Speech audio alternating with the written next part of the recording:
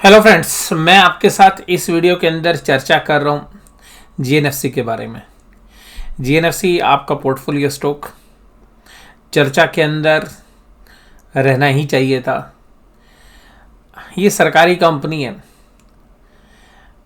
इतने बढ़िया रिजल्ट दे रही है, दिल खुश हो जाता है। शेयर प्राइस ने हालांकि हमारे को अच्छी रिटर्न्स दी हैं, लेकिन और भी अच्छी रिटर्न्स मुझे लगता है कि शेयर प्राइस में आनी चाहिए थी। लेकिन बाजार का रुख थोड़ा सा अच्छा नहीं चल रहा है। बाजार की हालत जैसे ही सुधरेगी तो मुझे लगता है कि इस शेयर को दोबारा से सही जगह है, इसको मिलनी चाहिए। और इस साल जब डिविडेंड मिलेगा तो मुझे लगता है कि डिविडेंड में भी काफ़ी अच्छा इजाफा जो है हमें देखने के लिए मिलेगा। तो नेक्स्ट क्वार्टर से के रिजल्ट से पहले मुझे लगता है कि इस शेयर में अच्छी खासी जो है हम उम्मीद कर सकते हैं। रिजल्ट क्यों है बेहतर, ये तो मैं चर्चा करूंगा ही, और रिजल्ट कितने बेहतर हैं और क्या चैलेंजेस इसमें आगे चल के आ सकते हैं वो मैं आपको बताऊं। मैं सबसे पहले ना आज खुल के बात बताना चाहूँगा। इस कंपनी का नाम होना चाहिए गुजरात नर्मदा वैली फर्टिलाइजर, हटा देना चाहिए इसमें से, और इसका नाम होना चाहिए Gujarat Narmada valley speciality chemical limited. Fertiliser तो इसमें छोटा सा हिस्सा है। सरकारी कंपनी फर्टिलाइजर का जो कलंक जो है इस शेयर्स की वैल्यूएशंस पर लगा हुआ है, शेयर कंपनी पे नहीं कह रहा, क्योंकि फर्टिलाइजर कंपनीज की जो वैल्यूएशंस होती है वो अलग तरीके की मिलती है। इसका जो प्रोडक्ट है टीडीआई, वो ऐसा प्रोडक्ट है भाई साहब जिसके बारे में मैं कहूँ कि एक्सक्लूसिव पावर है इनके पास। उसके मार्जिन्स देखो कि क्या मार्जिन्स हैं इस क्वार्टर में भी, जहाँ सारी दुनिया के रिजल्ट ख़राब हैं इस तरीके के सेक्टर के अंदर ये कंपनी एक्स्ट्राऑर्डिनरी रिजल्ट देती हुई नज़र आ रही है। और इतने बेहतरीन रिजल्ट्स हैं, मैं अभी जब आपकी चर्चा करूँगा तो आप खुद समझ जाएंगे। उसके बावजूद शेयर प्राइस क्या है, 470 रुपये, लेकिन इसी को वैल्यू बाय बोलते हैं। कुछ शेयर्स ऐसे हैं जो अच्छे रिजल्ट देते हैं लेकिन प्राइस नहीं मूव करते हैं। आईटीसी भी उसी कड़ी में एक शेयर है। हालांकि आईटीसी एक बड़ी दिग्गज कंपनी है, तो मैं उसके बारे में ज़्यादा नहीं बोलूँगा क्योंकि उसमें बहुत ज़बरदस्त ओनरशिप है लोगों की, वो चल नहीं रहा है अभी, लेकिन वो भी एक वैल्यू शेयर है क्योंकि कल मैंने उसका एनालिसिस किया था। अब यहाँ पर मैं बात करूँ कि पिछले साल के क्वार्टर में क्या सेल थी। पिछले साल थी सेल 1508 करोड़ और इस बार सेल है 2380 करोड़। सेल के अंदर इतना बड़ा जंप, आप ये समझिएगा 55%, 55% का जंप सेल के अंदर है। हालांकि इसमें दोनों रीज़न है, कुछ इन्फ्लेशनरी प्रेशर है और कुछ वॉल्यूम ग्रोथ है। हालांकि पिछले साल बेस भी कम था लेकिन फिर भी बहुत बेहतरीन है। इवन पिछले क्वार्टर से भी देखोगे आप तो आप 10% से ज़्यादा सेल कर रहे हो एक क्वार्टर में। 15% के आसपास की सेल है, सेल ग्रोथ जो है एक ही क्वार्टर के अंदर। एक्सपेंसेस का इन्फ्लेशनरी प्रेशर रॉ मटेरियल के अंदर देखा जा सकता है। सेल तो पिछले क्वार्टर से के मुकाबले में 10% बढ़ी है लेकिन खर्चे 20% बढ़ गए। तो रॉ मटेरियल की कॉस्ट का मैं शुरू से ही बता रहा हूँ कि भाई साहब इस बार कॉस्ट तो सबकी बढ़नी है, रॉ मटेरियल की कीमत तो सबकी बढ़नी है। दूसरा अदर एक्सपेंसेस में भी इनके जो है ग्रोथ हुई है, लेकिन इतने खर्चे नहीं बढ़े जितने उम्मीद कर रहे थे। मतलब ये हो सकता है 180 करोड़ भी हो सकते थे 10% ग्रोथ होती तो, बट ये 5% ही ग्रोथ हुई है। पावर का बिल, बिजली का बिल 285 करोड़ से बढ़कर 323 करोड़ हुआ है। तो फ्यूल की कीमत बढ़ी हुई है तो अल्टीमेटली ये कॉस्ट भी बढ़नी थी। उनके बावजूद जो है 1736 से बढ़कर 1784 है। अब ऐसी कंपनी में क्या होता है, आप समझिएगा, ऐसी कंपनी के पास ऑपरेटिंग लीवरेज होता है।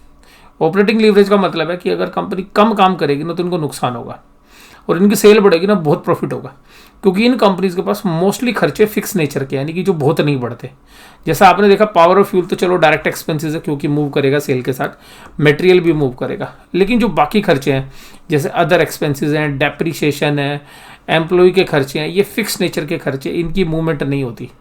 बिजनेस बढ़ भी जाएगा ना, सेल 20%, 30-40% बढ़ेगी, ये खर्चे 5-7% से ज़्यादा नहीं बढ़ेंगे।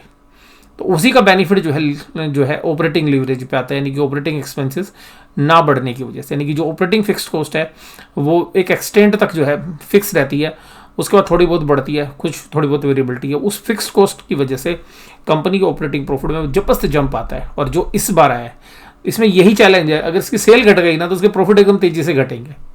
और हो सकता है कि बाजार इसी वजह से इसको वैल्यूएशन थोड़ी सी कम देता है। अब क्योंकि केमिकल को मिलती भी कम है, अभी देखिएगा 1416 करोड़ से बढ़ के प्रॉफिट 644 करोड़ हो गए, एक क्वार्टर में 50%। और साल की तो बात ही मत करो, 80% से ज़्यादा के प्रॉफिट है बिफोर टैक्स। और ईपीएस देखिए, ईपीएस पिछले साल थी 15 रुपये सेम क्वार्टर में, इस बार डबल नहीं है, 30 नहीं है, 30 से भी ज़्यादा है, यानी कि 110% की ग्रोथ है, 110% से भी ज़्यादा की ग्रोथ है। और पिछले क्वार्टर के मुकाबले में भी देखेंगे तो 34 रुपये की ईपीएस, जबकि पिछले रिजल्ट में मैंने कहा था बहुत बेहतरीन रिजल्ट है। पिछले साल जो ईपीएस आई थी ना पूरे साल भर में, वो तो 9 महीने में ही उसका 50% ज़्यादा है, यानी कि उसके मुकाबले में 1.5 गुना हो चुकी है। इस पूरे क्वार्टर में हम उम्मीद कर रहे हैं 90 रुपये की, पूरे साल में 90 रुपये की ईपीएस आएगी। तो ये शेयर तो अभी 5 या 6 की पी पर चल रहा है, ये शेयर अगर 10 की पी पे चला गया ना, 90 इंटू 10, 800-900 रुपये भी कीमत हो सकती है, कोई बहुत बड़ा सरप्राइज नहीं होगा। अगर ये सरकारी कंपनी नहीं होती ना भाई साहब, ये शेयर प्राइस कम से कम 3-4 हज़ार रुपये का होता, कम से कम बता रहा हूँ मैं। और कहीं अच्छे मैनेजमेंट कंट्रोल की होती तो हो सकता है शेयर भी 10,000 रुपये का होता, जिस तरीके के प्रोडक्ट का एक्सक्लूसिव राइट इनके पास है।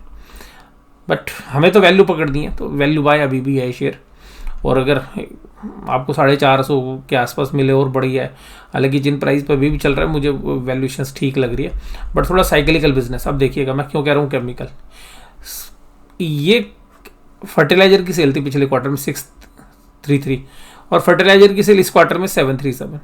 इस प्रोडक्ट में इनको कुछ नहीं बचता, कोई मार्जिन नहीं। आप देखिए यहाँ इनका प्रॉफिट देखिएगा, इसमें 737 करोड़ करके 3 करोड़ रुपए का फर्टिलाइजर में प्रॉफिट है, यानी कि प्रॉफिट क्या है, ऊंट के मुंह में जीरा, कुछ नहीं है। आता है टीडीआई से, केमिकल से आता प्रॉफिट। 1622 करोड़ की सेल के ऊपर 613 करोड़ का प्रॉफिट, इसे बोलते हैं मार्जिन। मुझे कंपनी फर्टिलाइजर की वजह से पसंद नहीं है, मुझे है इस टीडीआई केमिकल की वजह से पसंद। मैं इसीलिए इस कंपनी को पसंद करता हूँ। बहुत सारे व्यूअर्स हमसे सवाल पूछते हैं, सर आपको जीएसएफसी को क्यों नहीं पसंद करते? मुझे जीएसएफसी इसलिए पसंद नहीं कि उसके पास कोई यूनिक प्रोडक्ट नहीं है, इसके पास यूनिक प्रोडक्ट है, ये है इसका दम। अब यहाँ पे देखिएगा फाइनेंस कॉस्ट क्या है, कुछ नहीं है, डेट फ्री कंपनी है, अदर अनएलोकेटेड एक्सपेंसेस है, इनकम्स भी है। अब ये बताइए 621 करोड़ की एक क्वार्टर में प्रॉफिट देने वाली कंपनी, 621 करोड़ के एक क्वार्टर में प्रॉफिट देने वाली कंपनी, आप देखिएगा यहाँ पे ये है जीएनएफसी 455। मार्केट कैप क्या है 7,000 करोड़, कुल 7,000 करोड़, 600 करोड़ का एक क्वार्टर में प्रॉफिट है, 2,000 करोड़ का प्रॉफिट तो देगी, 7,000 करोड़ में पूरी कंपनी मिल रही है आपको।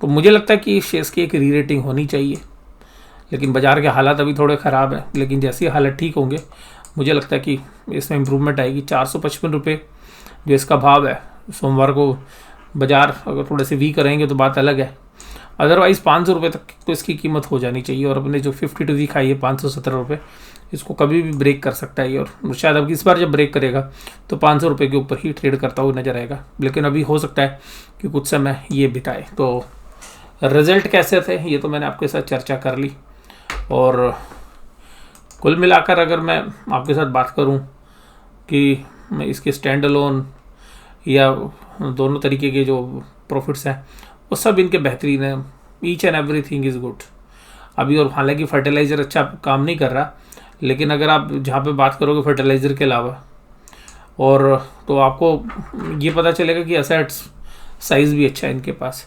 एसेट्स क्योंकि हिस्टोरिकल वैल्यू पर है, 1982 करोड़ की फर्टिलाइजर में इन्वेस्टमेंट है, फैक्ट्री जो केमिकल्स में है वो 2681 करोड़ की है, बाकी अनएलोकेटेड एसेट्स भी हैं, ऑफिसेज वगैरह मिला के 4678 करोड़, 9578 करोड़ की जो है आपको एसेट्स है, लाइबिलिटीज़ 2337 की, यानी कि मार्केट कैपिटलाइजेशन भी बुक वैल्यू पर मिल रही है। तो बुक वैल्यू के फ्रंट पे डिविडेंड यील्ड के हिसाब से सब तरीके से जो है हमें अभी वैल्यूएशंस ठीक लग रही है। और अगर टीडीआई की डिमांड जिस तरीके से बढ़ रही है वो ऐसे ही बढ़ती रहेगी तो इस शेयर्स में आगे चल के फर्दर री रेटिंग भी हो सकती है। तो मैं अपनी चर्चा जो यहीं पे समाप्त करता हूँ। वीडियो देखने के लिए धन्यवाद, थैंक यू वेरी मच।